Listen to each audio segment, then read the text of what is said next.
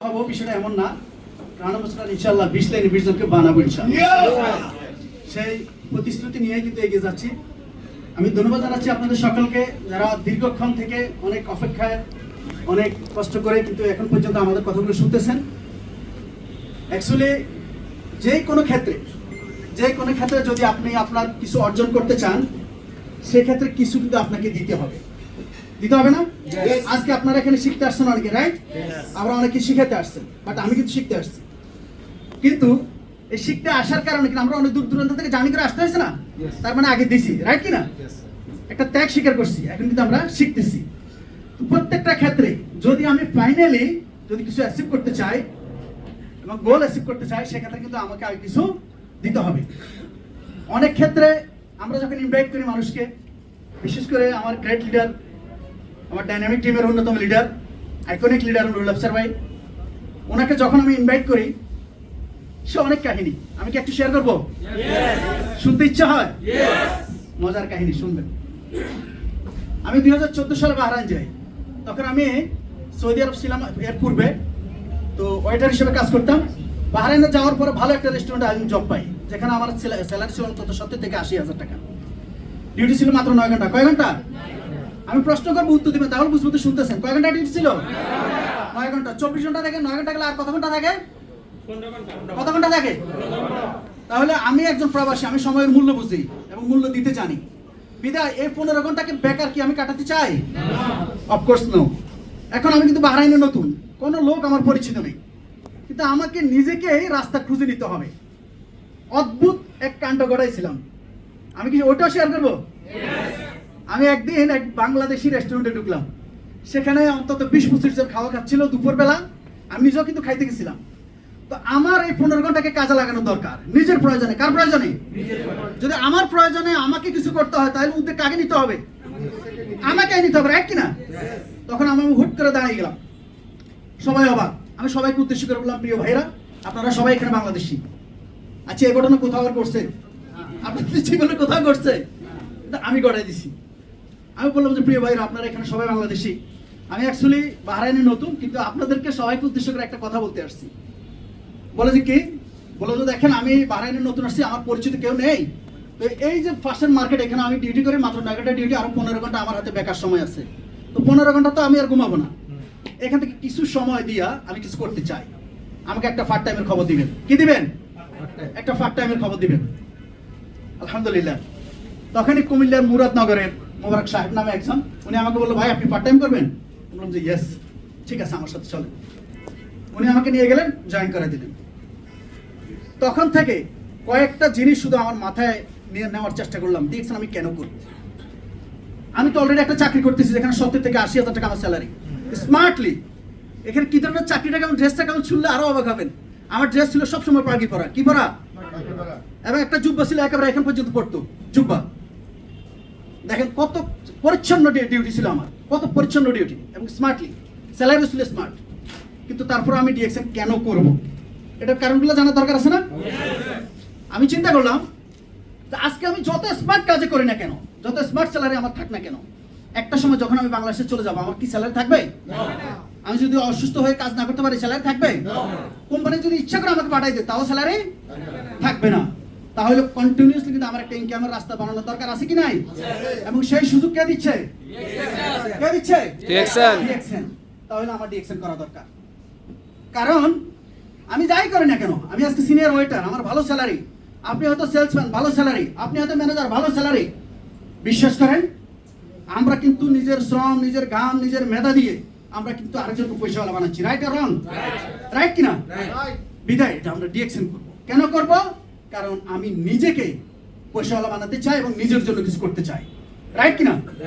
তাহলে আজকে থেকে আমি আপনাদের সকলকে অনুরোধ করব, নিজে একটা সিদ্ধান্ত নেবেন। আপনি চাকরি করেন, আপনি টিচার, আপনি সেলসম্যান, আপনি যাই হন না কেন, এই কাজটা কিন্তু আপনি আরেকজনের জন্য করতেছেন না। কোনো মিথ্যা? সত্য না মিথ্যা? আপনি আরেকজনের কাজ করতেছেন। আপনার শ্রম দিয়ে, আপনার ঘাম দিয়ে, আপনার মেধা দিয়ে কিন্তু তাকে ডেভেলপ করে দিচ্ছেন। আপনার শ্রম দিয়ে তার একটা প্রতিষ্ঠান থেকে আপনি 10টা প্রতিষ্ঠান করে দিচ্ছেন। কিন্তু আপনি যখন চাকরি ছেড়ে দিবেন অথবা উনি আপনাকে ভাগিয়ে দিবে, তখন থেকে কিন্তু আপনার খোঁজ খবর আর নেবে কখনো নেবে না, এবং নেয়নি। এটাই সত্য। অনেকে আছেন এখানে প্রবাসী, উপস্থিত এখানে অডিয়েন্সের মধ্যে অনেকে আছেন, লিডার্সরা তো অনেকে প্রবাস থেকে আসছেন সাকসেসফুল হয়ে আলহামদুলিল্লাহ। তো প্রবাসী যারা আছেন মনে রাখবেন, আপনার পূর্বে আপনার আত্মীয় স্বজনের মধ্যে আরো অনেকে আছে 10 বছর 20 বছর 15 বছর 20 বছর প্রবাস কেটেও দেশে এসে কিন্তু আজকে ছেলের দিকে হাত পা দিয়ে থাকতে হয়, রাইট কিনা? ভাই ব্রাদারের দিকে হাত পা দিয়ে থাকতে হয়, কারণ সে ইয়াং বয়সে বিদেশ গেছিল, 20 বছর বিদেশ করে বর্তমানে দেশে আসছে, তার কোনো ইনকাম নাই, কিন্তু তার কয়েকটা জিনিস আছে, সেগুলো হলো কি diabetes, ulcer, cancer, gastric, right কিনা? কিন্তু আপনারও কিন্তু ওই দিনগুলো আসতেছে, বিধায় এখনই সতর্ক হতে হবে, এখনই সতর্ক হতে হবে। আপনাকে এমন কিছু করতে হবে যে আপনি বসে থাকলেও যাতে করে আপনার ইনকাম বন্ধ না হয়, রাইট কিনা? তো যাই হোক, এবার আসেন আমাদের নুরুল আফসার স্যারের বিষয়টা। তো আমি যখন ডিএক্সএন জয়েন করলাম, জয়েন করার পরে এখন তো এখানে আমাকে সাকসেস হইতে হবে, তাহলে এটার জন্য উদ্যোগ কাকে নিতে হবে? আমাকে নিতে হবে। তো ওনার সাথে আমার তার কিছুদিন আগে পরিচয়, এবং ওনার সাথে একটা ব্যবসা করব, আপনার ট্রেডিশনাল বিজনেস, দুজনে আপনার যুক্তিও করলাম, একটা মিষ্টির দোকান দিব। তো উনি চাকরি ছেড়ে দিবে, উনি ওই দোকানে কাজ করবে, আমি আমার চাকরিতে বলবৎ থাকবো, ইনভেস্ট দুজনেই করব। তো ওখান থেকে ব্যবসা যাবে, ওনার স্যালারি যাবে, আর বাকি যেটা থাকে এটা আমরা দুইভাগ করে নিব। সিদ্ধান্ত মোটামুটি চূড়ান্ত। কিন্তু এরই ফাঁকে যে আমি ডিএক্সএনে জয়েন করছি উনি কিন্তু জানে, উনি জানে না। ডিএক্সএনে জয়েন করার পরে ডিএক্সএনের সৌন্দর্য বুঝে শুনে দেখে আমি ওই বিজনেসের ব্যাপারে একেবারে সাইলেন্ট, আমার আর কোনো সাড়া শব্দ নেই। উনি চিন্তা করে, কিরে মাইনি তুমি ওই ব্যবসার ব্যাপারে আর কোনো কথা বলো না কেন? এটা ভাবার বিষয় না, যে যেখানে আপনাদের সাথে আমার সব কথা চূড়ান্ত হয়ে গেল, আমরা ব্যবসা করবো, আপনি চাকরি ছেড়ে দিবেন, সেক্ষেত্রে যদি হঠাৎ করে আপনার সাথে এই ব্যাপারে আলাপ আলোচনা বন্ধ করে দিই, তাহলে অবশ্যই চিন্তার বিষয়, রাইট কিনা? এর ধারাবাহিকতায় আমি কিন্তু ওইদিকে বারবার বুঝার চেষ্টা করতেছি, যতটুকু বুঝছি কয়েকটা পয়েন্ট আমি আপনাদের সাথে শেয়ার করি। প্রথম পয়েন্ট হলো আমার চাকরি ছাড়তে হচ্ছে না। কি করতে হচ্ছে না? চাকরি ছাড়ার কোনো প্রয়োজন নাই। চাকরি ঠিক রেখে কিন্তু আমি ডিএক্সএনে সফল হওয়ার সুযোগ আছে কি নাই? আছে। কারা বিশ্বাস করেন একটা হাত তোলেন দেখি। চাকরি ঠিক রেখে, ধন্যবাদ সবাইকে, ধন্যবাদ সবাইকে। তাহলে চাকরি ঠিক রেখে আমি এটা করতে পারি। প্রথম পয়েন্ট যেটা আমাকে বিজনেস করার জন্য অনেক উদ্বুদ্ধ করছে। সেকেন্ড পয়েন্ট যেটা, যে আমার কষ্ট অর্জিত পয়সা ইনভেস্ট করে আমাকে ট্রেডিশনাল বিজনেস করতে হবে, কিন্তু এখানে বিনা পয়সায় বিনা পুঁজিতে শুধু নিত্য প্রয়োজনীয় প্রোডাক্ট ব্যবহারের মাধ্যমে কিন্তু আমি বিজনেস করতে পারতেছি, রাইট আর রং? তাহলে দুইটা পয়েন্ট। এবং তৃতীয় যে পয়েন্টটা আমাকে বেশি খুশি করছে সেটা হলো, আমি ডিএক্সএন করি কি না করি, আমার অন্তত বর্তমান সমস্যার সমাধান করার জন্য হলো বাহরাইন আমাকে থাকতে হবে, চাকরি করতে হবে, রাইট কিনা? তাহলে আমি ডিএক্সএন করলেও সময়টা যাবে, না করলেও সময়টা চলে যাবে। যদি আমি ওয়াইজ ভাবে চিন্তা করি, আপনার ভালোভাবে চিন্তা করি, একটু মনোযোগ দিই, তাহলে আমাকে বুঝতে হবে যে যদি আমি এটা ডিএক্সএন সাথে থাকলেও আমার সময়টা যায়, না থাকলেও সময়টা যায়, সেক্ষেত্রে আমি এই সময়টাকে ডিএক্সএনের সাথেও কাজে লাগাই। এবং এই সময়টা কেন লাগাবো? এই কারণে লাগাবো, কারণ আমি একটা সময় দেশে চলে যেতে হবে, সেটা 5 বছর হোক 10 বছর পরে হোক, রাইট কিনা? আলহামদুলিল্লাহ। ওই যে আমাদের আরিফ ভাই কই, আমাদের আরিফ ভাই কই? আরিফ ভাই আমার বাইরে গেছে। আচ্ছা, আরিফ ভাই কিন্তু একটা কথা বলছে, 2021 সালে উনি চাকরি ছেড়ে দিয়েছে, রাইট কিনা? আমি নিজেও কিন্তু 2021 সালে চাকরি ছেড়েছি, তাও ইচ্ছা করে ছেড়েনি। ইচ্ছা করে ছেড়েনি বলতে কিভাবে? আমার বিষয়টা হলো অন্যরকম। ওই যে একজনে আপনার গোস্ত রাখছে, এখানে 2-3 পিস গোস্ত রাখছে, তো কাক একটা টুকরো নিয়ে গেছে। একটা টুকরো যখন নিয়ে গেছে, উনি কাকের পিছে পিছে দৌড়তেছে, কাকের পিছে পিছে শুধু দৌড়তেছে, আর কাক তো শুধু উড়াল দিছে। এখন অনেক দূর দৌড়তে দৌড়তে দৌড়তে দৌড়তে দৌড়তে কাক একটা খাল ফেরিয়ে অপর পাড়ে চলে গেছে। তখন উনি কি করছে? থেমে গেছে, উনি তো আর খালে দিয়ে যেতে পারতেছে না। তখন উনি বলতেছে কি, যা এটা তো এটা তোরা সৎকা দিয়ে দিলাম। কথা কথা খুব খেয়াল করেন, উনি কিন্তু আর কাকের পিছে যাওয়ার কোনো সুযোগ না পাইয়া কি বলছে, এটা তোকে সৎকা দিয়ে দিলাম। আচ্ছা বলেন, সৎকা হয়েছে? তাহলে তো শুরুতে দিয়ে দিত, রাইট কিনা? তা আমার বিষয়টা তেমনই হয়েছে, আমি কিন্তু চাকরি ইচ্ছে করে ছাড়িনি। 2020 সালে যখন বাহরাইনে আপনার করোনা ধরা খেলো, তো লম্বা সময় ধরে আমাদের কোম্পানি বারবার অপেক্ষা করতেছে, চেষ্টা করতেছে আমাদেরকে কন্টিনিউ করানোর জন্য, বিজনেস কন্টিনিউ করানোর জন্য, বাট ফাইনালি 2021 সালে এসে আর পারতেছে না, কারণ কাস্টমার আসে না, বিক্রি হয় না, তাহলে আমাদেরকে স্যালারি দিবে কই থেকে? কোম্পানি অপেক্ষা করতে করতে করতে প্রায় 1 বছর পর, অর্থাৎ 2021 সালে আমাদের সকলকে না করে দিছে যে আগামী দিন থেকে আবার রেস্টুরেন্ট বন্ধ থাকবে, আগামী 2-3 মাসের মধ্যে তোমরা চাকরি দেখো। কি দেখো? চাকরি দেখো। বলেন এখন কি আমাদের ইনকাম আছে না গেছে? এখন কি আমি বলবো চাকরি ইচ্ছে করে ছাড়ছি? আমাকে ওই লোকের মতো বলবো না, আসলে ইচ্ছে করে ছাড়িনি।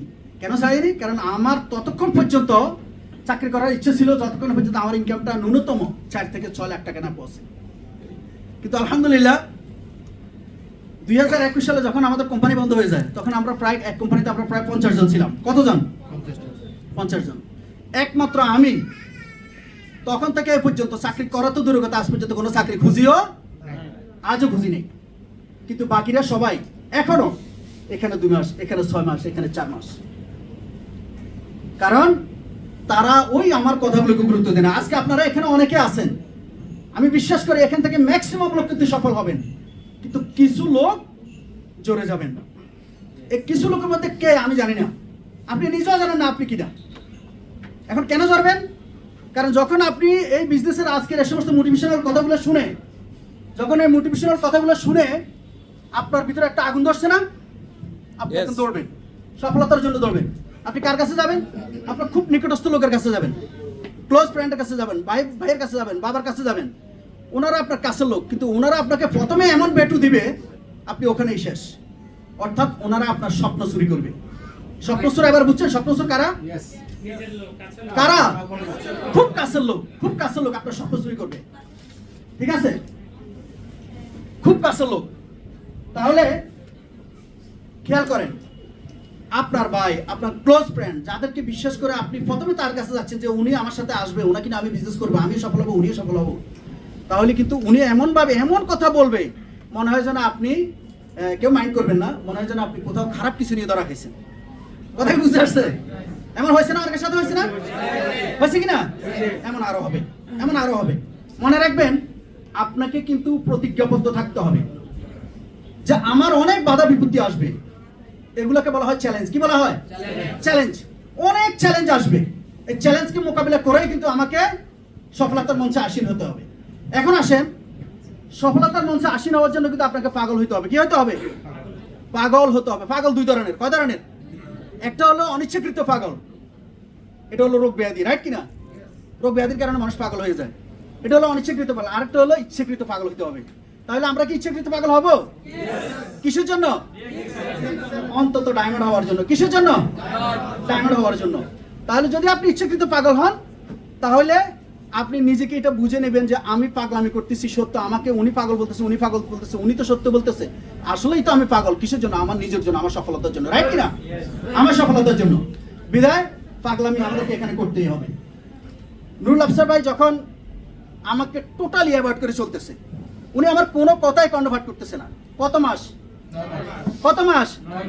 1 দিন 2 দিনের বিষয় না, 1 মাস 2 মাসের বিষয় না, দীর্ঘ 9 মাস। উনি আমাকে এমনও বলছে, ভাই আপনি কালকে থেকে আর আমার দোকানে আসেন না। আমি যেখানে ডিউটি করতাম তার কাছে কিন্তু ওনার দোকান ছিল। ঠিক আছে, তো আমার ব্রেকের সময়টা আমি ওনার কাছে যাইতাম, ওনার সাথে দেখা করতাম, কারণ কন্টিনিউ ফলো আপ দিকে কিন্তু আমরা সবসময় মনোযোগ থাকি। তো ওনাকে রেগুলার ফলো আপ দিতাম আমি। উনি আমাকে বলছে, ভাই আপনি কালকে থেকে আর আসেন না। উনি আমাকে বলছে, ভাই আপনাকে দেখতে তো আলম পরিবারের মতো দেখা যায় লাগছে। এই সমস্ত ব্যবসাগুলো হলে সিটিংবাজি বাটপারি, ভাই আপনি এগুলো থেকে সরে যান, ইজ্জত হারাবেন, সবকিছু হারাবেন। কিন্তু আমি আমার সিদ্ধান্তে ছিলাম অটল, অবিচল। আমি ওনাকে একটা কথাই বলছি, ভাই আমি ছেড়ে দিব, কিন্তু ততক্ষণ পর্যন্ত আমি ছাড়বো না যতক্ষণ না পর্যন্ত আপনি আমার অফিসে গিয়ে প্ল্যান না দেখেন। তখন উনি আমাকে বলছে, ঠিক আছে আমি অমুক সময় আপনার অফিসে যাবো। কত মাস পরে? 9 মাস পরে। 9 মাস পরে ওনাকে আমার, উনি তো প্রায় আমার 15 বছরের ছোট, তো ছোট ভাইয়ের মতো এবং বগলের তলে হাত রেখে ওনাকে নিয়ে আমি অফিসে যাচ্ছিলাম। অফিসের খুব কাছে, ভিতরে গলির দিকে হলো ওনার রুম, ভিতরে গলির ভিতরে। তো অফিসের কাছাকাছি যখন গেলাম, তখন কিন্তু উনি কি করছে? সাউন্ড আসতেছে না? সাউন্ড আসতেছে না? কাছে নেন, কাছে পাচ্ছেন? সাউন্ড পাচ্ছেন? দেখি চার্জ আছে।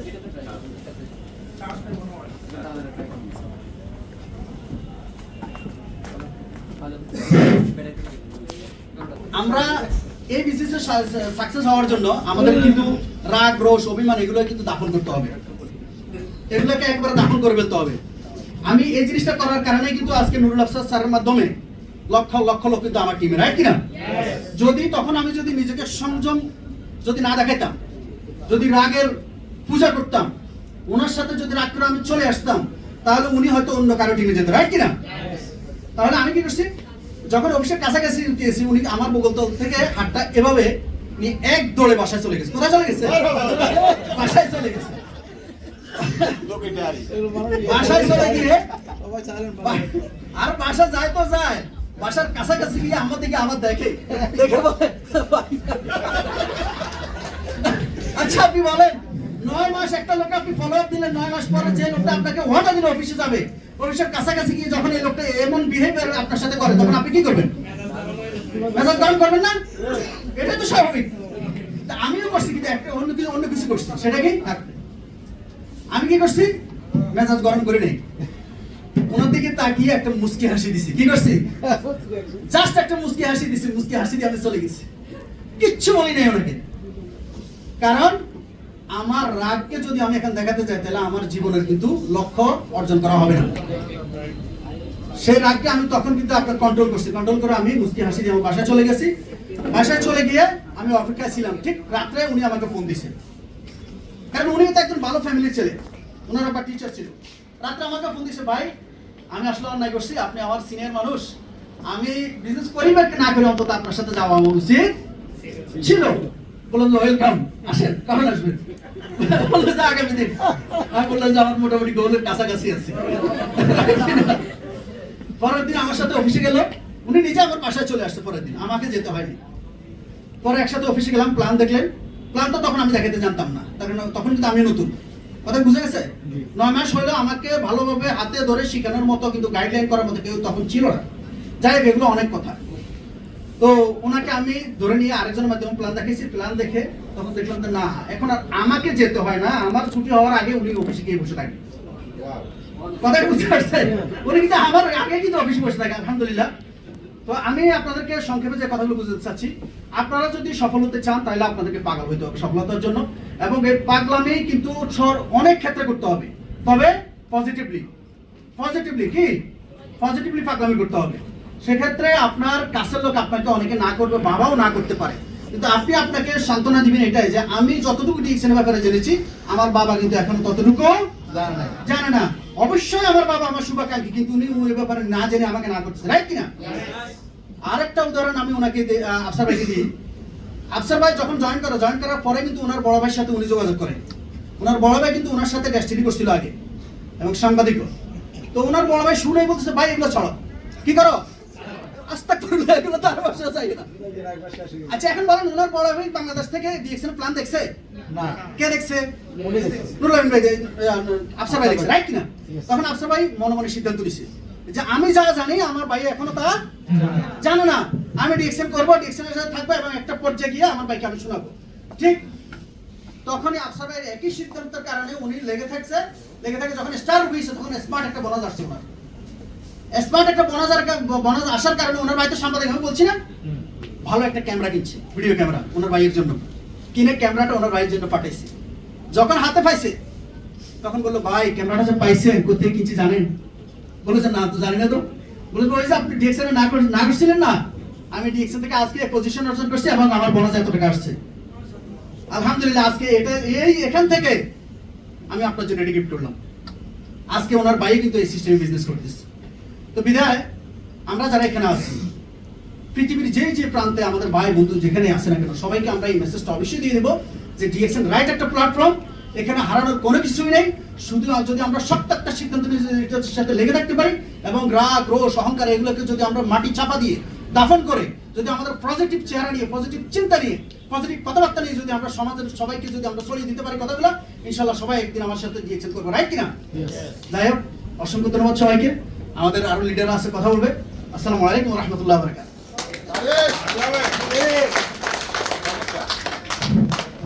আরেকটু জোরে হাততালি দেন না। অসংখ্য ধন্যবাদ আমাদের একদিকে